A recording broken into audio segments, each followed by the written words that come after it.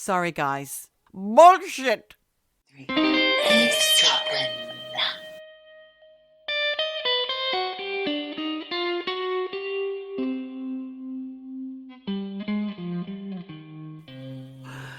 Hello, Michelle. How are you? Hi, Geordie. I'm great. I'm really great. Oh, that's good to hear. Yes. What's been happening in the world of Michelle? Well, my long-suffering fiancé, he's had a fantastic accolade. He got a Michelin star for his restaurant. Oh my God, that is so good. I'm clapping above the microphone so it's not too noisy. Oh. That's so exciting. Yeah, it is exciting. It's like winning an Oscar, but in the restaurant world. He's won a restaurant Oscar. And I saw the pickies. He looked gorgeous in his tuxedo. And you looked gorgeous in your red velvet. Oh, thank you. I was hoping I didn't look like a cheap tart in red velvet. No, it was a wonderful, wonderful time, and I'm very proud of him. In the absence of a red carpet, you were the red carpet that day, Michelle. They could walk all over me. Only for one day, though. One day only. So let's welcome ourselves. I am Geordie. And I am Michelle, and you are eavesdropping on us. But we allow it. In fact, we encourage it. So continue, please, listeners, to eavesdrop on us. Now, I've had a little bit of a comment from one of our long-time listeners over in Australia about the porn episode. I don't know that this is going to be positive. We had a comment from a lovely lady who you know very well, Michelle, a Mrs. Jenny Margarita, a.k.a. Jen the hen. She's gotten in touch to say, what an eye-opener of an episode. And it knocked her socks off, Michelle. Knocked her socks clean off. Now, Jen knows a thing or two about the world, let me tell you. Yet, our episode about porn, well, that may have, it didn't shrink her brain. It probably expanded her brain, I'd say. Well, this is news to me. And I have to say, I just spoke to Jen extremely recently, a.k.a. yesterday. Not a word to me about the porn episode, so I'm glad she's getting in touch with you. Well, she's interacting with our Facebook, actually, Michelle. Oh, she is? Okay. Well, there Yes. you go. Well, I wonder if it was the granny porn that opened her eye. Well, I must say, on the second listen, after editing that and having that conversation, I was listening to it on the tube and I was thinking, God, I hope I don't see anybody looking at porn while I'm sitting here. But it did cross my mind, like it kind of went into my head a bit. I was thinking about the granny and what did she look like? Was she a glamorous granny? Was she not glamorous with her false teeth in one hand clamped around the base of a ding-dong, a mouth in the other? I mean, sorry, listeners, to go straight to the cut to the chase, but that is what we spoke about 2 episodes ago. Obviously, it's a while ago now. But Michelle, didn't you just tell me a minute ago that they don't like it over on Facebook? Anything to do with, not Facebook, on YouTube. They don't like anything to do with porn or QAnon. Yes, we've had both of our episodes taken down from YouTube. The porn episode, I think it was also to do with some of the links that I had put in the show notes that have been flagged. Yes. It could have been the one with the granny porn. Yes, they don't like it. I find that quite mysterious considering there are tits aplenty on YouTube, but they take a comedy podcast down. So go figure. Well, F you, YouTube. F you, YouTube. F you. I've got another update to some of those listeners who have been with us for a long time. You may remember we had a great episode back in season 2, which was 2021, episode 42. It was called Who's the Daddy? And I spoke about how Jack Nicholson didn't know who his real mother was. In fact, he was raised as her brother, if you see what I mean. And there was a few other celebrities we spoke about. Michelle, you told the fantastic story about the Australian man Simon Durante Day, who believes he is the illegitimate, at the time, son of King Charles and Queen Consort Camilla when they were having an affair it was a long time ago when he claims for that to have happened. I think that Charles would have been in breeches. You know, he would have been 16 or something. Breeches? Which is almost impossible. Breeches. Where the hell did you pull breeches out of the air? I just conjured up an image of King Charles in my head, and he was wearing a hat, one of those hard hats. You know, he's playing polo, and those jodhpurs is what I was thinking. Joddies, the old joddies. He's in breeches. Well, look, Simon Durante Day, he had a tale to tell where he said that The royal family changed his eye colour. They filed down his teeth. Filed his teeth? Yes, and he's been pestering the royal family for decades to have his status as illegitimate love child confirmed. So, yeah, but it hasn't happened. Well, Netflix has gotten in touch with him apparently, and I think they're maybe making a show about Simon Durante Day and the love story that led to his being conceived. His conceivement. Conception. Thank you. Oh my God. It's going to be one of those days. I feel like it will. Well, do you know what? I thought you were going to say, and Netflix have been in touch with me, and they want Eavesdroppin on the wish. Eavesdroppin podcast. Wouldn't that be Who amazing? wants a Netflix commissioned Eavesdroppin series? Hands up. Get in touch with Netflix. Why don't you start a petition or something? Because it could happen.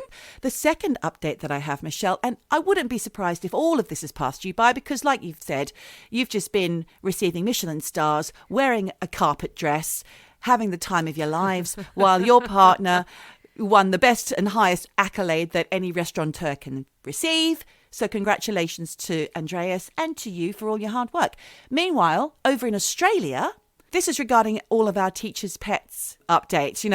The now convicted murderer, Chris Dawson, who was the subject of a really good podcast called Teacher's Pet, that we have then covered and recovered, because there's a lot more things coming up regarding this missing person stroke murder case of his wife Lynn. Well, he has now been convicted, and now in Australia, in the New South Wales state, which is where I'm from, there's been a new law passed to motivate killers to reveal the whereabouts of their victim's body. It's known as the No Body, No Parole law. And it means convicted murderers will be denied any chance of parole unless they disclose the location of their victim's remains. Wow. Yeah. This new law would affect about 6 prisoners in New South Wales jails, Chris Dawson being one of them. And this is why it's also been known as Lynn's Law. And this, Michelle, this law was launched after a lobby was started by people. It was a petition. So people, we can have our Netflix series. Just get pen to paper, because Australians did this. They started a petition for the reform. It gathered nearly 30,000 signatures, and now that law is being passed, or has been passed. I think that's amazing, because it's true. There is absolutely no incentive for killers, murderers, all the likes of those naughty people to give up the body, to give up the whereabouts, to give those families some closure. There is no incentive. It's their last little bit of power that they hold, knowing they've got one up. Yes. And hopefully it will be enough of an incentive, because those families go through hell and they really are at the mercy of the killers, and all they want to do is lay their loved ones to rest. They've already suffered the worst thing possibly imaginable, and this murderer is now languishing for their crimes, but they still hold that last piece of the puzzle. So people power. People have the power. Go Aussies. If it works, great. Let's see it rolled out in other countries as well. Why do we have to stick with these archaic laws? Why can't we change them as we move on? We take a prime minister and we change them rapidly. So in this country anyway, so why not change laws? And we are talking about Liz Truss right now. Yeah, she's gone. But by the time this episode comes out, we will have a new prime minister. I hope to God it's not Boris again, because that would be ridiculous. It would be ridiculous. But I saw a fantastic meme. It was a picture of 10 Downing Street, the front door, with Airbnb, and it said, available for short-term lets. Short-term rentals. Love that. It is the state of the UK right now. Yep. Just insane. It's all over the bloody shop. So what have you got to tell me today, Michelle? Is it Mysterious Mysteries time? Oh my God, are you psychic? Did you know I was going to talk about mysterious mysteries? So in tune with you. Well, do you know what? I went for the plural in mysteries. Oh. I've got a few bits. Oh, I love it when you bring your bits. I'm going to show you my bits today. Great. They're all mysterious mysteries, and maybe one might even have something to do with aliens. Oh, come on. Alrighty. So I'm getting comfy. I'm going to talk to you about this weird piece of metal. Now, I know it doesn't sound exciting. So I'm going to take you back to Romania, where in 1973, on the bank of the Mureș, I don't actually know if that's how you say Don't it. even know what that is. It's a river. The Okay. Moors River. How do you- Moors River. Can we spell that? Mures. Mures? I don't know. Maybe this is one for long-time eavesdropper Yannicka to get in touch. She's the pronunciation queen when it comes to all these European... Eastern European. Okay. Yes. So, 1973, Moors River. Builders were digging around and they found under 35 feet of sand. Mm. So, that's a lot. Yeah. It's deep. Next to a pile of mastodon bones. What? Right? They found this piece of aluminium. What? Yes, known as the object of Uid. A-U-I-D. I don't know how the hell you say that. Uid. I have no idea. This is giving me Stanley Kubrick vibes. It's giving me Arthur C. Clarke vibes. It's giving me 2001 A Space Odyssey vibes right here, right now. Yes, it's giving me chill bumps because it's weird. Yeah. I've read articles that say this weird thing, this weird metal, is one of the most mysterious and controversial objects of our time. Right. And the whole piece of this metal is a complete mystery. Why, you might ask? Well, the main reason why this bit of metal is so weird, because, there are conspiracy theories linked to this. It's because this thing is almost 90% metallic aluminium. Okay. Usually it's an alloy. Yes, humans only began producing this around 200 years ago in the 1800s. But weirdly, it's coated in aluminium oxide that is more than 400 years old. What? And like I said, this weird wedge, it's a wedge shape. Okay. That was another question I had. What is the shape? What is the size? Have they tested it? Yep. It's all been tested. It's not that huge from what I can tell, because obviously I haven't seen it in real life, IRL. It's, I would say, judging from the pictures, it's half a loaf of bread size. Oh, so it's not massive. No, but it's weird. Yeah. Right? Like I said, it was found next to dinosaur bones. And these dinosaur bones became extinct. Well, the dinosaur became extinct at least 11,000 years ago. That's crazy. So what the fuck Is there going on? any way that, okay, you've got your dinosaur bones, they're buried deep, 35 feet down? I don't know what that is in meters. Is there any way that this metal could have been buried later and slipped down? No, not really. It's unlikely. So I did read, and I haven't got my notes in front of me here for this, but I did read that there were two separate labs, one in Romania and one in Switzerland, that both tested the wedge and both got almost identical results. Okay. That this wedge is thousands of years old. Amazing. Thousands of years old. Maybe not as old as the bones, but definitely these are thousands and thousands of years old. I'm going to put this into context again. So aluminium production requires a ridiculous amount of heat, more than 1,000 degrees. And aluminium, it's not found in nature. It only exists because of manufacturing, which only began in the 1800s. So right there, if this has been dated by those labs at being thousands of years old, and yet our manufacturing of this only began at the max 200 years ago, then I'm gonna just put it out there. There are some conspiracy theories here, and you know that I love this. Aliens. Yeah. Yep. It's got to be. It's got to be. And I'm not the only one. So there is this Romanian ufologist called Florin Georgita. And I really apologize because I don't think that's how you pronounce her name. This ufologist has a theory that the wedge was accidentally left behind by an alien ship. Mm-hmm. And if what they say is right about the dating of this metal, then why not? How else did it get there? Yeah. Time travel, that's another option. Time travel, yes.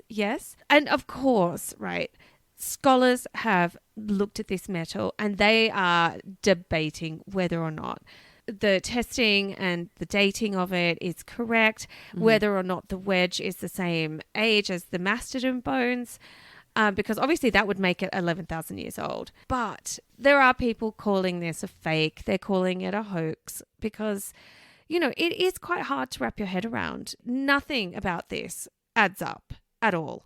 And, we have also talked about alien arcs in past Yes, we have. episodes in sand. This was found in sand. Okay. So, there are all of these weird connections.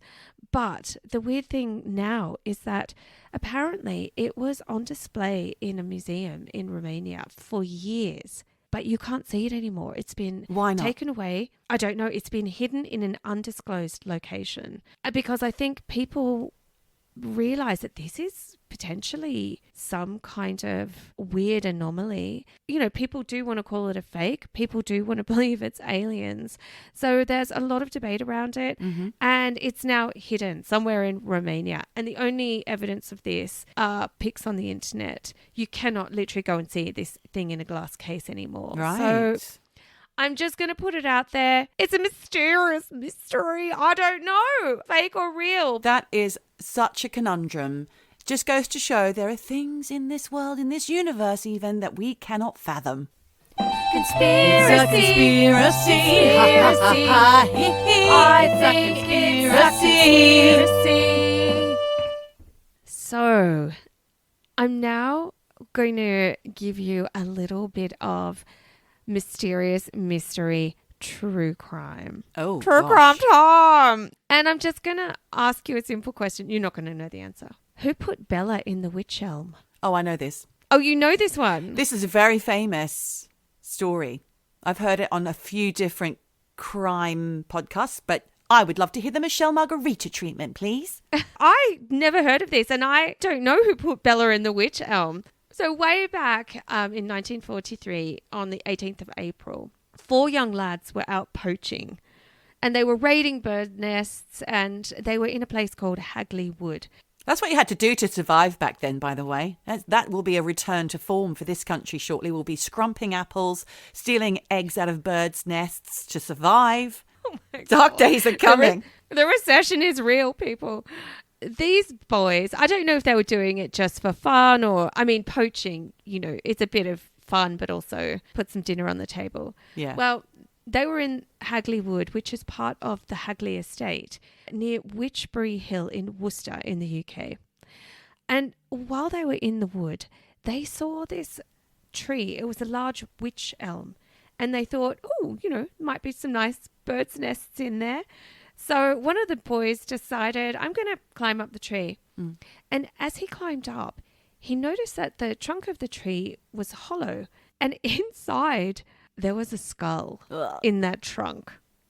And he was curious. He was like, whoa, God, that's a skull. What kind of animal is that skull? He wasn't scared at all to go down and take a closer look at this. But it wasn't an animal. No. It had hair and teeth. Ah! It was a human skull. Yes. Obviously these kids were freaked out. But also they were on the land illegally. So all 4 of these boys ran home and they didn't tell anyone about what they found. Yeah. Except one boy who was actually the youngest boy in the group. Mm. He was freaking out about it. And eventually he did tell his parents about the skull, who then, as good parents would do, they reported it to the police. Thank God. And when the police went to check out the tree, they found not only the skull, but almost a complete skeleton. Oh, God. With a shoe, a gold wedding ring, and some of bits of the clothing still attached. And like the poor kid had seen, the skull still had some tufts of hair on it. Crikey. And the teeth were actually in good condition, which actually meant the skull was really a key piece of evidence. Mm-hmm. And the only evidence they had, the police had, as to try and discover who this might be. And thing was, when they realised that there were parts of the skeleton missing, the police conducted a search and they did find the remains of a hand not far from the tree. Oh. So the skeleton was sent off for forensic examination. Unsurprisingly, they identified from, the wedding ring and all this kind of stuff that it was a woman who'd been dead for at least 18 months. Mm-hmm. And they estimate the date of death was probably around October 1941. Okay. The forensic examination also revealed a piece of taffeta stuffed in her her mouth, suggesting that she'd been suffocated. And this is grim. It's not a big trigger, but maybe minor trigger, little trigger. The forensic examiners also thought that the body had been stuffed into the hollow tree trunk, still warm. After the killing, because the examiners believed that the body wouldn't have fit inside the tree trunk once rigor mortis, once that had set in. So this was during the Second World War, and loads of people had been reported missing at the time. Yeah. So even though the police had loads of solid clues about her identity, they couldn't precisely figure out who she was, even after cross-referencing details against reports of missing persons throughout the region. And, there weren't computers back then, so it was all hand and phone and, looking through paper reports. So it's difficult. Microfiche. I don't even know if they had microfiche back then. That was way too advanced. Possibly not. One thing that they did try was the dentistry on the teeth was quite unique. She had some teeth missing and some quite specific dental work done. Okay. So the police contacted loads of dentists around the country with this evidence and what they'd found with the dentistry, but it still didn't produce any leads. Then, in 1944, on a wall in Upper Dean Street in Birmingham, a piece of graffiti appeared one day out of nowhere that said, "Who put Bella down the Wych Elm?" Hagley Wood. It said Hadley Wood at the end as well. And then it said Hagley Wood. Oh. This really intrigued police because they were like, someone knows. Yeah. Does someone know something? Could it be a woman called Bella? Yeah. Apparently back in 2014, Radio 4 looked into this mystery and a presenter called Steve Punt came up with a few theories. I love Steve Punt. Mary Whitehouse Experience. He's great fun. With Hugh Dennis, they do The Now Show as well. The Now Show. That's them. So... Punt Investigates. I love that show. Well, he did a whole radio episode on this. Yes. And he came up with a few theories. First of all, he thought one possible idea was it was a sex worker because in 1944, another sex worker had come forward to say her co-worker, Bella, who had worked on the Hagley Road, had disappeared 3 years earlier. Oh. If that woman in the tree is this sex worker, then, whoever wrote that graffiti knows something. Yeah. They investigated that and they didn't really come up with any clues as to whether or not it was this sex worker called Bella who had mysteriously disappeared. The second theory that Steve Punt came up with was connected to a statement made to police in 1953 by a woman called Una Mossop, who said her ex-husband Jack Mossop had confessed to her and some other family members that he and a Dutch guy called Van Ralt had put this woman in the tree. Wow. The story goes that Jack and this guy Van Ralt had been drinking at the Littleton Arms pub in Hagley. There was a woman there who was steaming drunk and she was so smashed that they apparently decided to drop her home because they were concerned about how drunk she was. And she'd passed out while they were driving and that they didn't know what to do with this passed out drunk woman.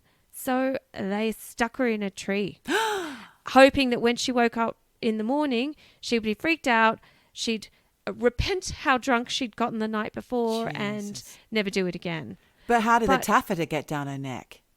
Yep. And this just Sorry, sounds guys. like bullshit to me. Bullshit. Because honestly, these two dudes are innocently taking a drunk woman home. Yeah, so innocent. Then they don't actually drive her home. No, they all just they stick did her was in a put her tree. inside a tree. No, sorry, guys. No. If you did something, if you did that, you did a lot more. I think so. I mean, just to teach her a lesson, you put her in the tree. Fuck you. What the actual fuck? So I think that is bullshit. I'm calling it. But apparently Jack Mossop was actually sent to a Stafford psychiatric hospital because he had recurring dreams of a woman staring out at him from a tree. Oh, there's your comeuppance, Jack. Ooh, you're harsh. Well, you do the crime. You lose your mind. You lose your mind. Exactly. That's what they say. Well, the thing is that even though I call bullshit on their motivations and what they did, there could be some legs to this story because apparently Jack died in the psychiatric hospital before the woman in the Wych Elm was found. Oh, so it's not like he heard about this story. No. Oh, my goodness. No. So could there be a link? Oh, God, yeah. There's a link there.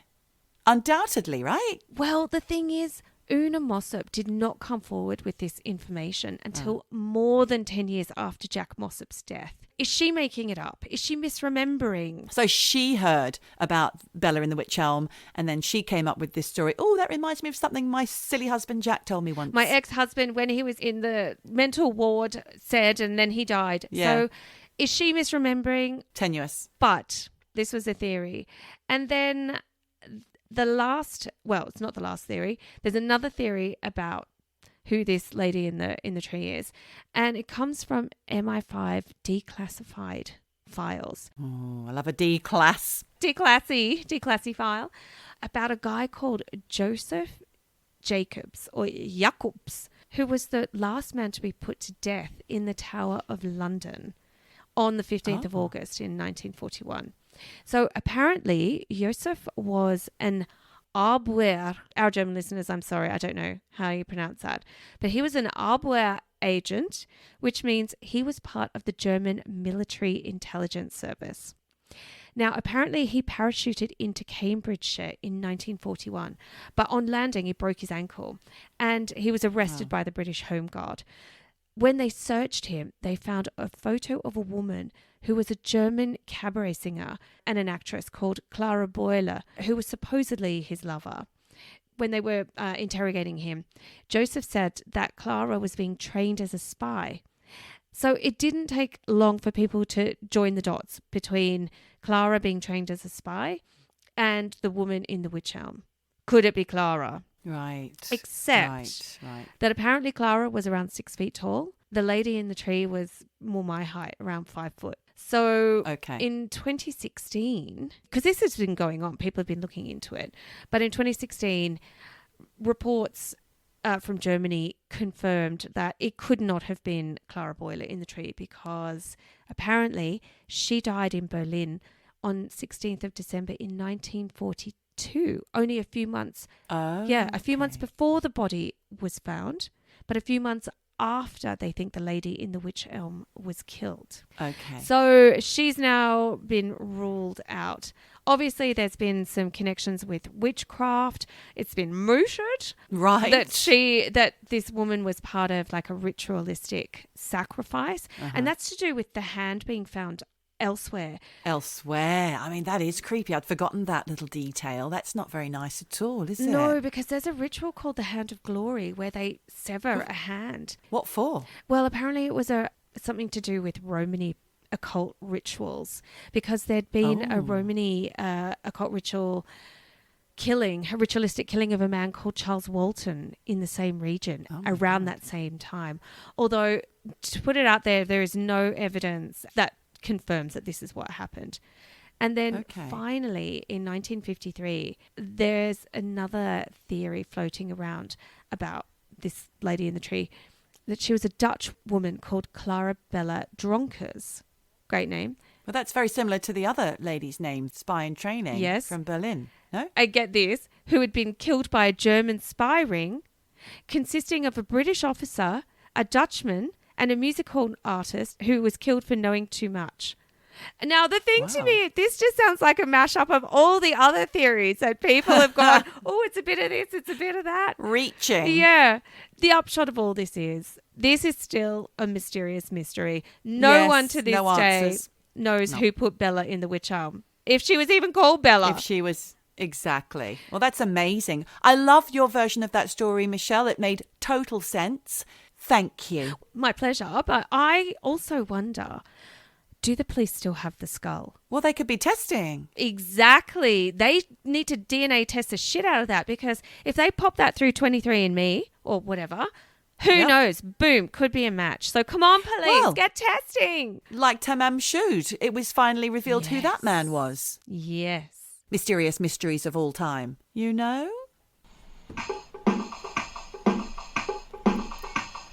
True crime time. True crime time.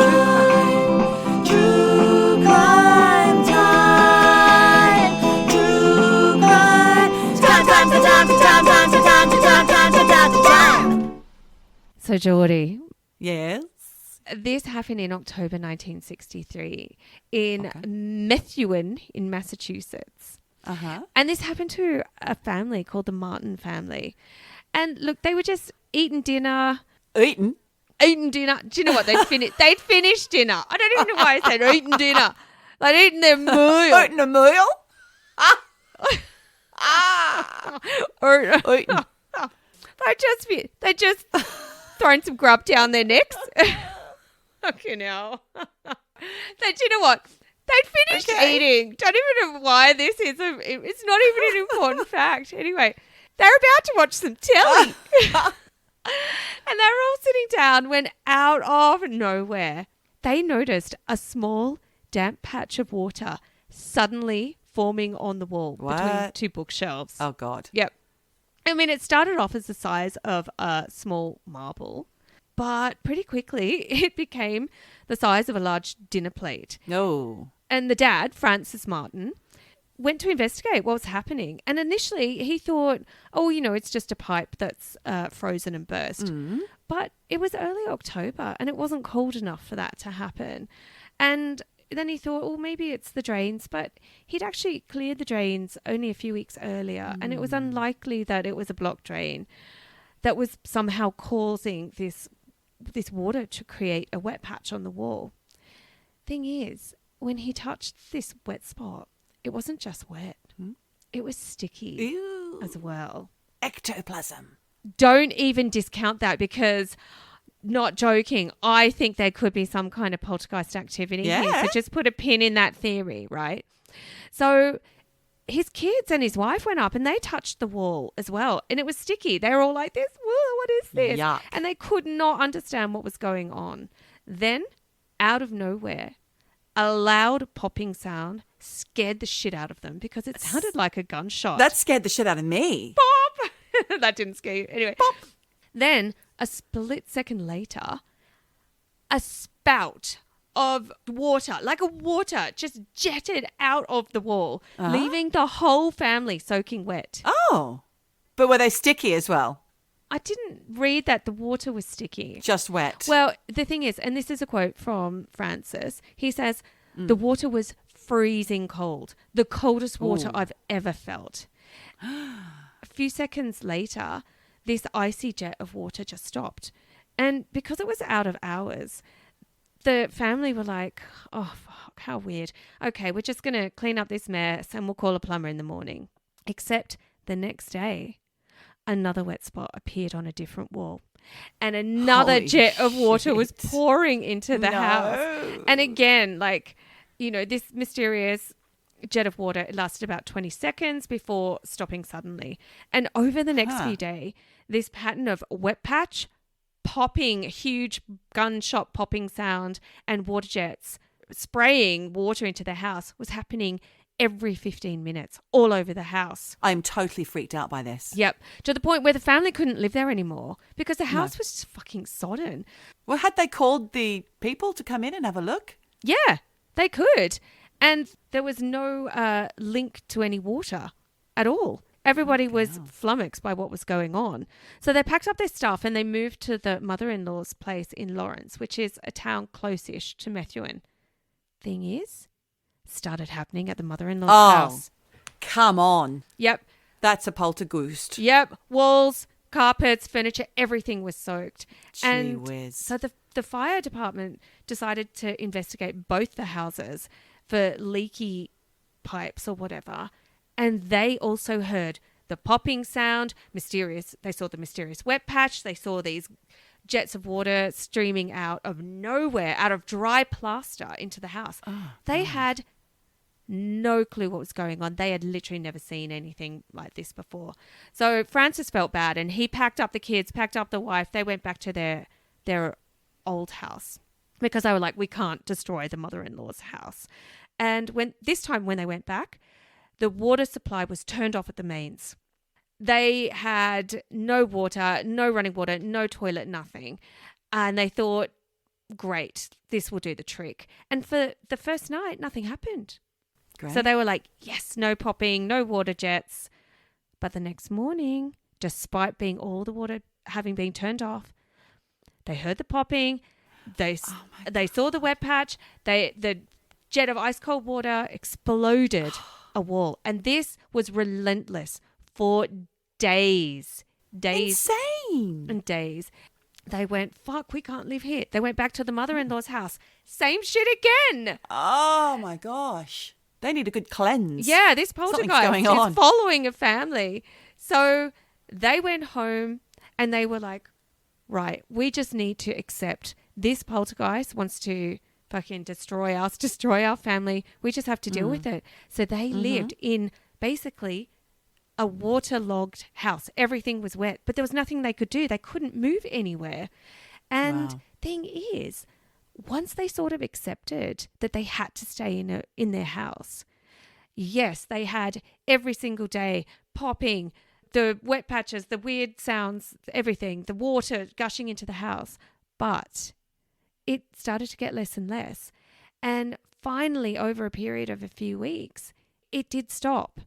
And look, to this day, no one knows what. No one knows. Why? No one knows. They have no explanation for what happened to them. Why gallons of water would suddenly erupt into their house. God. People have come, like experts have come to the house and they've said, oh, it was just moisture buildup. That's the official explanation, right. Apparently. Thanks. But no buildup of moisture can create that travels. Yes. And then it travels to the mother-in-law. Honestly. And a moisture buildup that can have a gushing jet of water for 20 seconds and a popping sound? No. So obviously psychic investigators think this was a water demon poltergeist. Wow. No one knows, and we never will. I think, Michelle, there are just some things that have to remain a mystery. Wow, that was an insanely fantastic bloody story. Thank you. That's okay. So just be careful, people. If you hear a pop, if you see a wet patch and a pop on your wall, could be a water demon. True, Jen, true. True, Jen, true. Boom. So I'm going to talk to you today, Michelle, about boats. And yes, I do have a mysterious mystery, but not before I want to tell you not a funny anecdote regarding a boat movie, but I'm going to talk about some boat films. We've got Das Boot, as my husband likes to call it.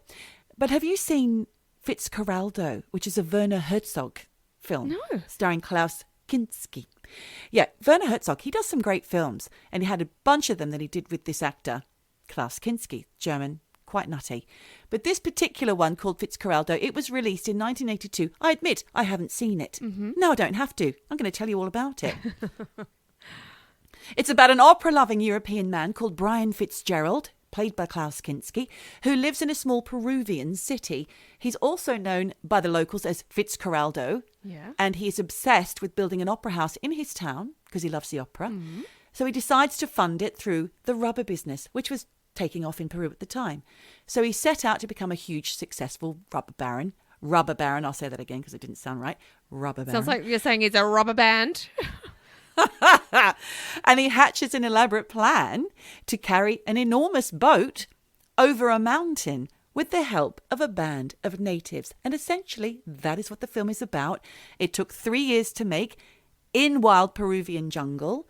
And Herzog actually said of this stunt that he pulled of bringing the boat, because they did make a boat, they built a boat, and they did haul it up over the mountain. And he said, by managing to pull this steamship up and over a mountain, which was an incredible feat in itself, it will probably never be attempted again. And he called himself the conquistador of the useless. Well, the other thing, too, to note is that Peruvian rainforest probably is long gone, probably doesn't even exist anymore. Well, I think it's still there, and the remains of the boat can still be seen. Really? Yes. Amazing. Yeah. So apparently the film, my husband has seen it. He said it's a bit boring. But here are some fun facts.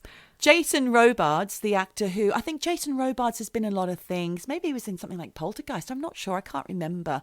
Jason Robards, big actor from the 80s and stuff. He was initially in the title role with Mick Jagger as his co-star. Yes, Mick was his kind of Igor-style mentally challenged assistant. But after several months of filming in incredibly challenging conditions, Robards contracted amoebic dysentery and had to bow out of the movie. And by that time, because it was getting pushed back, the production. Mick then had touring commitments and he had to drop out as well. And Herzog said of losing Mick, he said it was the biggest loss he's ever experienced as a film director. He liked him so much as a performer that any replacement would have been an embarrassment, is what he said about losing Mick. The fantastic actor Jagger. Who knew? Who knew? Because honestly, this is so shades of Harry Styles, isn't it? I don't know. Well, Harry's now an actor. Well, I don't know much about him. Oh, get with the times. Anyway, continue with your boat story. All right. So they didn't replace Mick Jagger. They did replace Jason Robards with Klaus Kinski. But because Klaus Kinski and Werner Herzog had worked together on a few films, Nosferatu, Agira, The Wrath of God, they didn't have a great relationship. In fact, during the shoot, the 1972 shoot of Agira, Wrath of God, also filmed in jungle, Herzog had actually pointed a gun at Kinski. He's notoriously difficult, this actor. Holy shit. Notoriously mad, eccentric, delusions of grandeur. He spent long months, the actor, with native Peruvian extras dragging this steamboat up and over a muddy, steep mountain, losing his shit on a daily basis. He scared these extras, who were actual native Peruvians, to the point where the chief of the tribe approached Herzog and said, "Do you want us to knock him off for you?" And he's like, yeah, here you go. He said, "No, I need to finish this film." But other chaotic occurrences that happened during the shoot saw an attack from another tribe where an arrow pierced a man's throat. He survived, but his wife needed 8 hours of emergency surgery, which Herzog actually assisted with. I mean, this man's had quite the life, Werner Herzog. I think he's quite incredible. Shit. Then a logger working on the film got a snake bite. How did he deal with that, Michelle? Oh, he chainsawed his foot off. Oh, yeah. Yep. And then various extras became ill in the inhospitable conditions, and some of them even died. So it's a shame that the film was a bit dull. The premise did sound not so great, I have to say. Anyway. It sounds like behind the scenes was more fun. In fact, there is something that Werner Herzog has done called My Best Friend, which is a documentary about the behind the scenes making of a lot of films, especially the ones including Klaus Kinski. He's since died. I think Werner Herzog died as well. I'm not sure recently. I'm not sure. Don't quote me. Yeah, I'll show note the shit out of that, Okay. don't worry. Yeah, apparently Kinski was hated by his own family. Two of his daughters, the actress Paula and Natasha, both Natasha Kinski. both accused him of sexual abuse as children. Oh, my God. She was so beautiful. I know. He wasn't. Now, moving on to the mysterious boat mystery. Brace yourself, Michelle. I have a mystery that's unsolved as well. Throws up quite a few questions. So here we go. Classified CIA papers have been revealed that tell the bizarre case of the SS Orang Medan, which is a Dutch vessel, and it means in Malaysian, the Man of Medan. And this mysterious case links to several other mysteries of the area, which is one of the busiest shipping lanes in the world. So the tale of this boat, the SS Orang Medan, is said to have taken place in 1948, and the Dutch vessel was supposedly sent out a distress call while sailing the Strait of Malacca. Does that sound familiar to you, Michelle? You crazy Malacca. Yes, Malacca. it does. I believe Yes. we've spoken about that before. Oh, We have. I know why. It separates Malaysia and Indonesia. It stretches for 890 kilometres. It connects the Pacific and Indian Oceans. It's quite a spectacular place. Nearly 120,000 boats pass through the narrow corridor every year. And at its narrowest is only 3 kilometres wide. A third of the world's trade and half of all its oil shipments are carried through these lanes. And yes, it is also where decades later, Michelle, you might be wondering, in 2014, the Malaysian Airlines flight MH370 disappeared. Do you know what? I'm flying Air Malaysia later this year. Oh, great. Good for you. I thought it was Singapore, and now all those eavesdropping episodes are coming flooding back. I don't know. I'm going to have to take some sedatives for the flight, I think. Oh, look, I'll give you a little good luck charm. You'll be fine. Oh, thank you. So anyway, distress call is out. A nearby ship, the Silver Star, heard a Morse code, SOS, from a signaller on board the SS Orang Medan. The message said, "All officers, including the captain, are dead. Lying in chart room and bridge. Possibly whole crew dead. ... I die." End of message. Oh, my God. Mm-hmm. Fuck, man. So the crew of the Silver Star, they went aboard to find the entire ship covered with corpses with bulging eyes and terrified expressions on their faces. Their mouths were wide open as if in the middle of a scream, and their arms were outstretched as if reaching for something. Even the ship's dog was dead, frozen in this disgustingly scary state. Oh my God. What the hell? The bulging eyes, the Not nice. reaching. Feels culty, like, but scary alien stuff. I don't know. Okay. So on closer inspection, the crew showed no signs of any injuries that could have caused their deaths. And the rescuers of the Silver Star, they prepared to tow the ship to port when suddenly a fire broke out on board. Then there was an explosion of such force that it lifted the boat out of the ocean, and then it dropped to the depths below. The SS Orang Medan sank without trace, and the wreck of that ship has never been located. Fuck. It's almost like there is some weird supernatural thing, which is like, do not go near this. You are not meant to know what happened here. We are hiding this motherfucker down in the depths. I need to check the flight path for my flight. Anyway, as a result of what I've just told you, Michelle, a lot of people asked if the SS Orang Medan even ever existed. It's not listed in the Lloyd's Register of Shipping, which has been around since 1764 to give both insurance underwriters and sea merchants an idea of the condition of vessels which were insured and then chartered.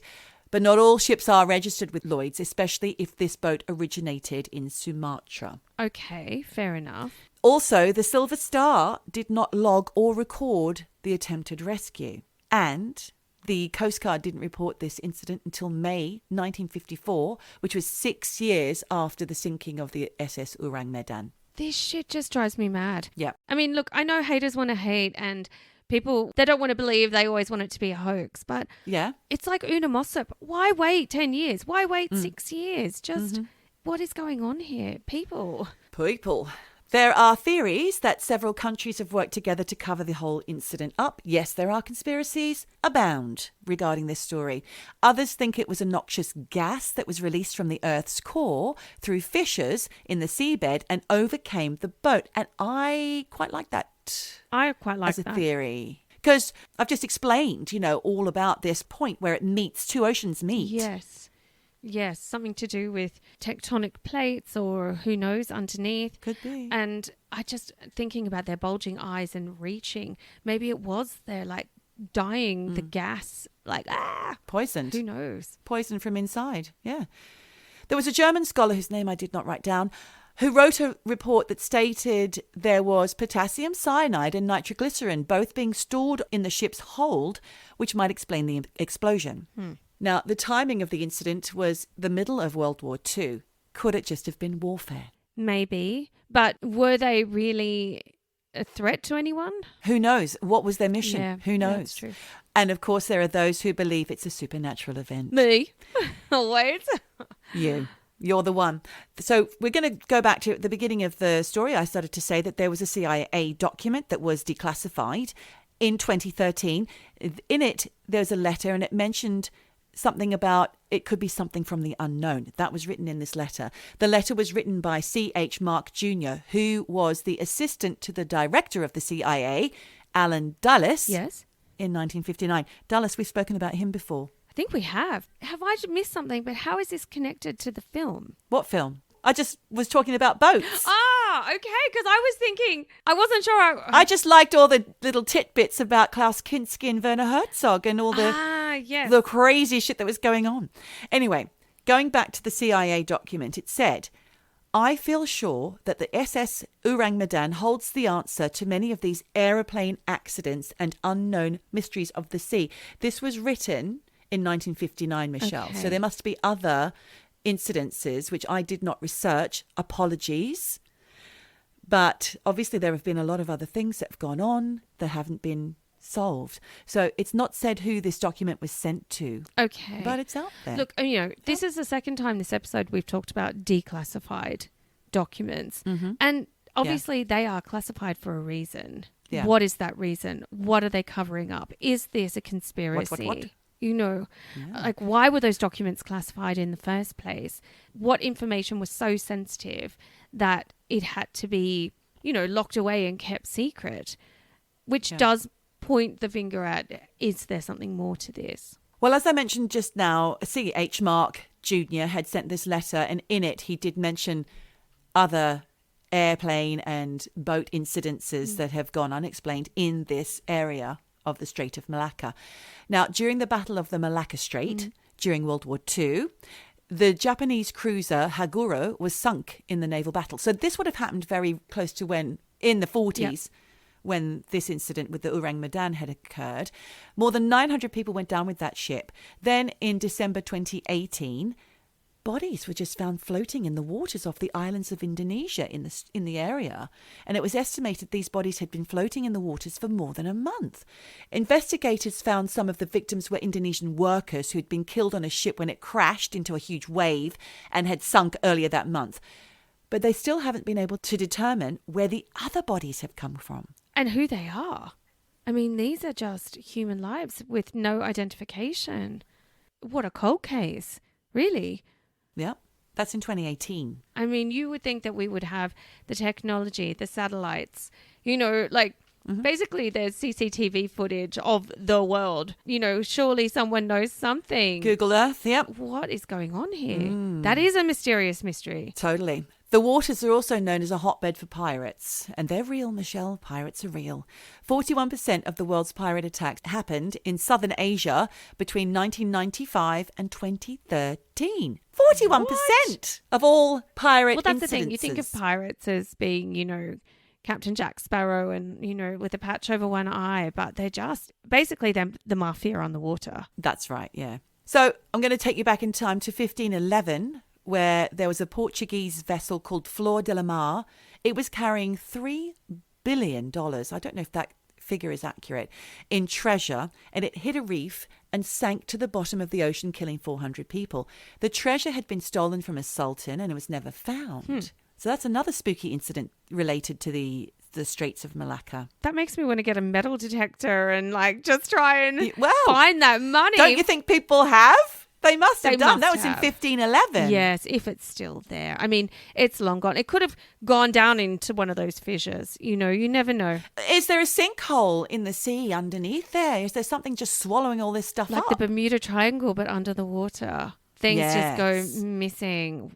And it's possible, we don't know enough about the murky depths to know whether or not there is some weird hole or it's like some kind of crack in the plates, crevasses on land, maybe the similar underneath the ocean, and boom, it closes up, you never find it. Yeah.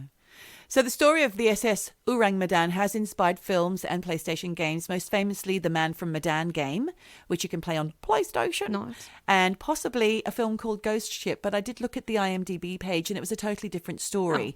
Inspired by. But people do say that the Man from Medan game and the Ghost Ship film are both very similar. And that is all I have for you. Unfortunately, that's just going to have to remain a mystery. Did it happen? Didn't it happen? If it did happen, was it to do with spying and war in the middle of the World War II? Or is it to do with gases, noxious gases on the ship? Or is it to do with something more underhand or spooky or supernatural? What the hell? And why didn't the Silver Star ever report the fact or log the fact that they had gone to rescue the ship, which disappeared without a trace? There's a lot of question marks in that story, but absolutely food for thought and brilliantly told. Thank you. That gave me shivers too, because ship travel, unless you're on a cruise, no one's doing those long journeys anymore, really. God, I mean, maybe cargo. Yeah. I don't know. I guess cargo ships still do, long routes, but... Well, yes. Yep, I suppose they do. Yeah. I would hope that there is more transparency in ships being logged. So if something like that happened today, maybe. But then again, if it's a conspiracy theory, it gets swept under the carpet. So that's right. We will never know. www.eavesdroppinpodcast.com. Hello at eavesdroppinpodcast.com. Email us a story. Share, all of that. Follow our social media. Like, subscribe. Instagram and Facebook. Yep, you know what you at do. eavesdroppin_. You got that right. Eavesdroppin. Reggie. So we'll have to leave our mysterious mysteries exactly where we started, which is remaining a mystery. What? Yeah, we've given you some information. We've solved nothing. So there they are. Mysterious mysteries. Oh, well, thanks so much for your amazing story. I loved it. Oh, that's my pleasure. And thank you for yours. And in the meantime, I think we just have to send everybody off now for the week with all of this info in their ears. But just remember, guys, wherever you are, whatever you do, just keep eavesdropping. Eavesdropping. Eavesdropping. Dropping. Eavesdropping. Dropping. Eavesdropping. Eavesdropping. Dropping. Dropping. Eavesdropping. Eavesdropping.